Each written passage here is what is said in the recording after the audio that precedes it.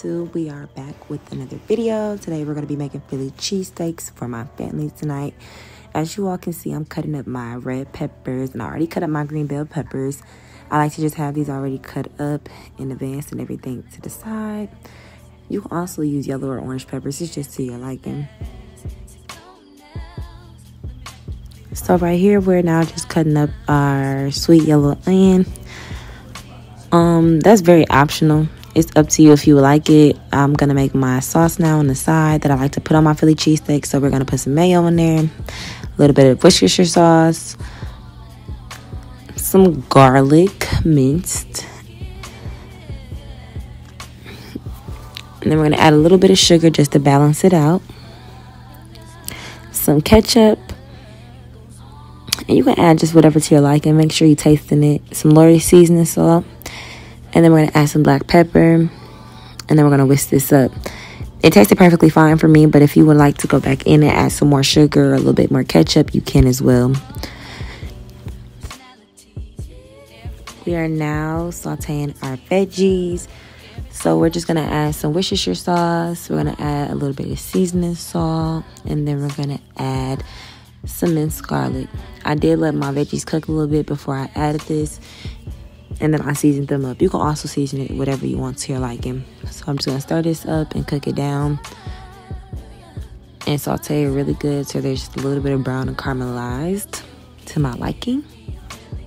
Now we're just going to set our sauteed onions to the side and cook our meat. So now I have my shaved steak meat. I'm going to season it with some total seasoning. We're going to go in next with a little bit of paprika, some garlic powder, some onion powder, my favorite seasoning, a little bit of sea salt, and really you only need a pinch, some black pepper, and some steak and chop, my favorite steak seasoning ever, and then some crushed red peppers. And I went back in occasionally and seasoned it some more after I started up multiple times because it's shaved steak meat, so you got to make sure you get a lot of seasoning up in there as well. And this is all the store had, but honestly, it works way better for me. Y'all see my son being nosy. The food was not done. So now we're just going to add a little bit of minced garlic. Fresh garlic is always better, but I was being lazy. And I just seasoned it a little bit more. As y'all can see, I'm still going back in to season it. I added some Worcestershire sauce and a little bit of seasoning salt as well. So now right here, we're just going to add a little bit of olive oil to the pan. I did end up adding some butter to it as well to make it cook better. I'm not going to lie, y'all, my wrist was hurting. I seasoned it with a little bit of onion powder again. I went back in with some total seasoning. I've also added some more steak and chop, me favorite. And I added some Lori seasoning salt and garlic powder. I added a little bit of cayenne pepper as well for a kick, and some more paprika. And I just stirred it up. Shaved steak meat is a workout, okay? Because that stuff was so hard to get cut up. And as y'all can see, I added my little butter right there because it made a little bit more oil for me. It was dry cooking that. But so I'm just seasoning it up. I went back in and added my vegetables, as y'all can see. Well, not my vegetables, my peppers. But now we're gonna add our provolone cheese. So I'm just laying slices of provolone cheese on top of my meat until it melts down. And you can use whatever cheese you want to your liking. You do not have to use provolone. I just prefer provolone, and it works better for me. So as y'all can see, it's melting down. Now that it's melted, I'm gonna just chop it all up a little bit and mix it together. And at this point, it's cooking fast. I'm going to go in with some mozzarella cheese because you can never have enough cheese. And just mix that all in together as well. See, it is sticking together, looking lovely. I wish y'all could smell my house because it smells so good. It was so good.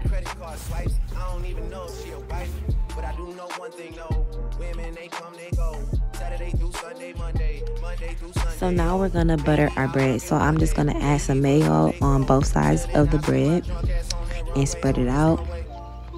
I spray my griddle with some butter Pam, and I just turned both eyes on and I laid them face down to cook.